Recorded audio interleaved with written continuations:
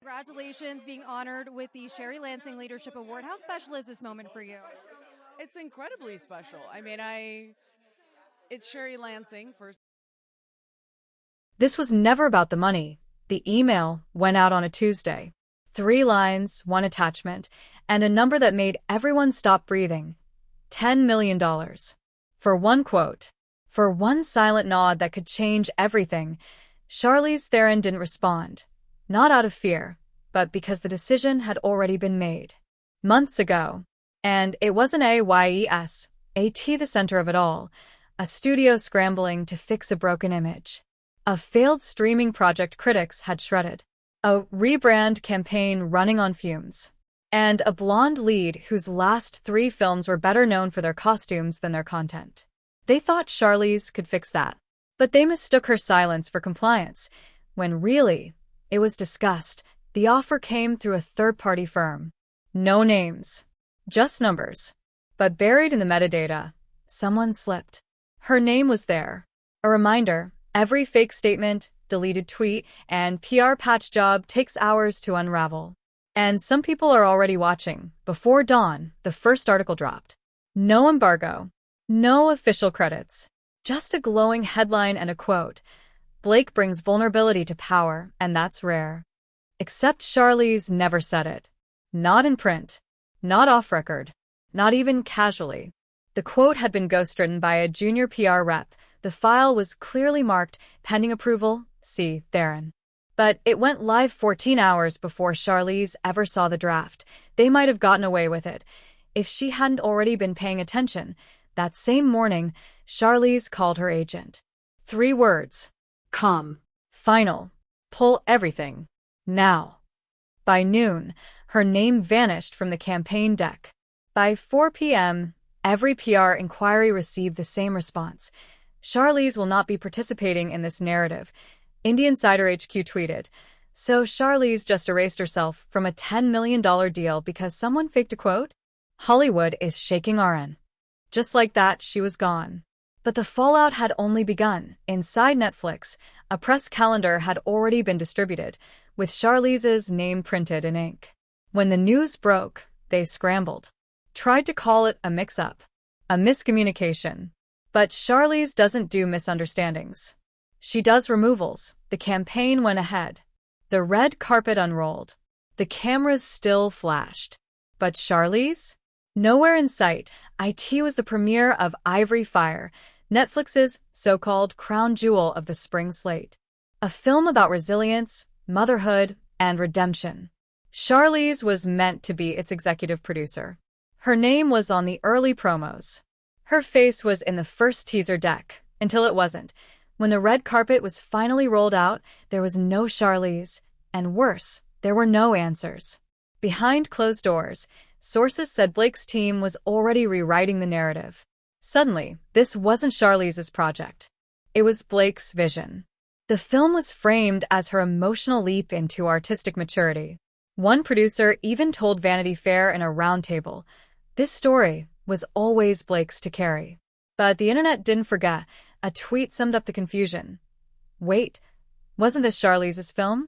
Why is Blake acting like she developed it? Old pitch deck surfaced. Leaked casting emails revealed Charlize had been attached as executive producer. Her name later blacked out. Literally. The timeline spoke for itself. Charlize didn't lose the film. She walked, and Blake stepped into a story that was never written for her. She didn't just take the spotlight. She took the silhouette. And it didn't fit. Neither did the role. That's when the cracks started to show. The silence around Charlize was louder than any press release. While Blake posed in soft lighting and behind-the-scenes selfies, Charlize was already onto the next thing. Quiet. Deliberate. Icy. No promo. No interviews. No premiere. Just a film set nestled in the hills outside Florence.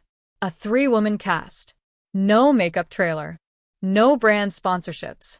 And a title no one had seen before. blood and bronzed, it wasn't just a film. It was a statement. A mirror. The plot?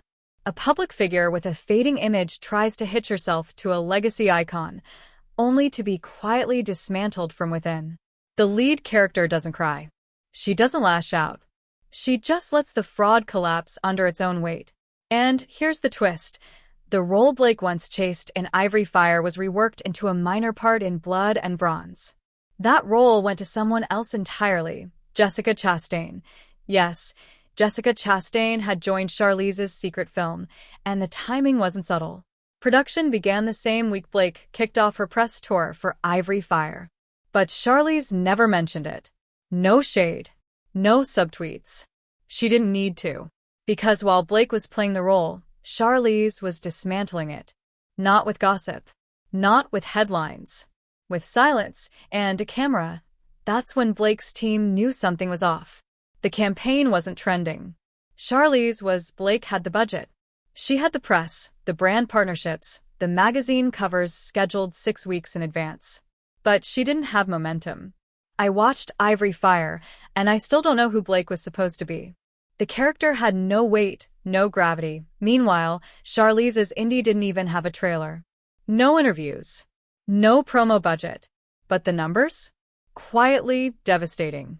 One critic wrote, "Theron gives nothing and everything. You lean in just to hear her breathe. It's not acting. It's dismantling." Even insiders started posting anonymously. One Netflix strategist leaked a brutal assessment. The film didn't underperform. The actress overreached. Blake had the PR machine. Charlize had the truth and the patience to let it surface on its own. But then Blake made the worst move she could have. She spoke. She wasn't supposed to. The rule was clear. No direct comments, no comparisons. Let the campaign breathe. But when the numbers dipped, Blake broke the script. The podcast was supposed to be soft. Career pivots, motherhood, building your brand. But 34 minutes in, Blake's tone shifted. There are some women who just age into silence. And I think we're all supposed to clap for that. But I'd rather evolve loudly. The reaction was instant. Did Blake just call Charlize Theron irrelevant for aging with dignity? One tweet read, "This ain't the flex she thinks it is." Blake had tried to paint herself as the future, but ended up sounding like a threat. And audiences don't root for threats. They remember who was pushed out. Charlize didn't respond directly. But her film's Instagram did. One post, no caption, no tags. It disappeared after 12 hours. It was the only public reaction Charlize's team ever gave, and it was enough, because while Blake tried to rewrite the story, Charlize didn't need to say a word. She just made another one. At first, it looked like a redemption arc. After backlash from a podcast appearance, Blake Lively did what she always does. She shifted the narrative. Overnight, the story transformed from her rebranding efforts to a supposed journey of reclaiming her silence. After weeks of speculation, she returned to the spotlight with a new message: unity. The rollout was strategic. No interviews. No press. No mention of Ivory Fire. Just one red carpet and one panel appearance. What no one expected. Charlize Theron was also on the guest list. Blake arrived 20 minutes early, flanked by her glam squad, her PR rep, and a personal videographer. Charlize showed up alone and on time. During the panel, a moderator posed the question, how do you define authenticity in an industry built on image? Blake delivered her prepped, polished line. Authenticity is just showing up, even when it's hard, even when you're misunderstood. Charlize said nothing. She looked down, then up. Smiled barely. Controlled. Composed. The audience clapped for Blake. But the camera cut to Charlize, and that was the moment that went viral. In less than 24 hours, the clip hit 9 million views. Not because of what Blake said, but because of what Charlize didn't. She didn't clap. Didn't nod. Didn't engage. Her silence spoke volumes and completely derailed the message Blake's team had so carefully planned. The panel was supposed to restore Blake's image. Instead, it turned Charlize's quiet restraint into the headline. PR damage control kicked into overdrive. This time, the strategy was bigger than a quote, a tweet, or a red carpet dress. It was a full campaign, a $10 million documentary deal. 3 episodes, a global rollout, a custom Dior co-sponsorship.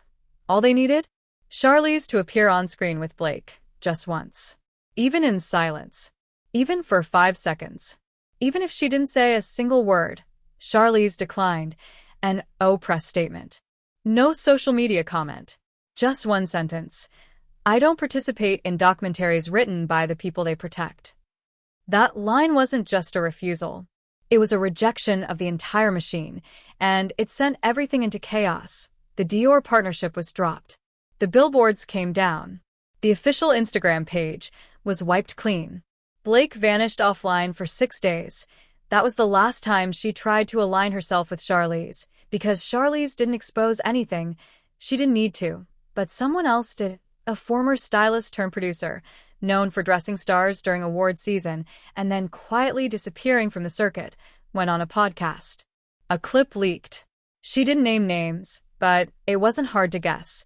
There's one A-lister who was offered 7 figures to stand next to someone she knew wasn't safe. She said no. That kind of no doesn't get applause, it gets you erased. The internet moved fast. Within hours, people started connecting the dots. Was this about Charlize refusing to do the doc with Blake? The podcast episode was pulled offline within 12 hours. But the damage was done. Another guest on a separate industry panel confirmed the same thing. Just more carefully. There's a list, she said. Not of the women who caused problems, but of the ones who said no. Charlize, everyone agreed, was at the top. IT wasn't sabotage. It was strategy. And when the strategy failed, silence became something else. It became resistance. For 3 days, Charlize trended. Not for a new role. Not for a scandal. Just for not clapping. And that silence said more than any expose ever could. One final campaign collapsed. One final quote went unposted. Charlize Theron. No interviews, no tweets, no apologies. Walked away untouched. By the end of Q2, the documentary had been shelved. The beauty campaign was dead. The Blake narrative? Gone. Blake pulled back. Netflix went quiet. Charlize? She was already in Morocco, filming her next role and not answering calls. This wasn't revenge. Not in the dramatic, headline-making way people expect. Charlize didn't destroy anyone. She just refused to save them. That refusal echoed louder than any tell-all ever could. Because in a town built on alliances, the most dangerous answer is no. Especially when it comes from someone you can't pressure, can't manipulate, and definitely can't replace. Charlize Theron didn't clap. She didn't tweet. She didn't post a black-and-white quote card with a cryptic caption. She just said no, and then she moved on. And, final interview. No memoir chapter. No Instagram Notes app apology. Just one quietly announced project, entirely on her terms, with her team and her cast, because sometimes power doesn't roar. It recedes, and when the noise dies down, you can finally see who's still standing, not the one screaming, not the one begging to be seen, but the one who never had to speak at all. $10 million declined. 1 sentence spoken. 0 regrets. Charlize didn't just walk away. She reminded everyone why no can be the loudest word of all.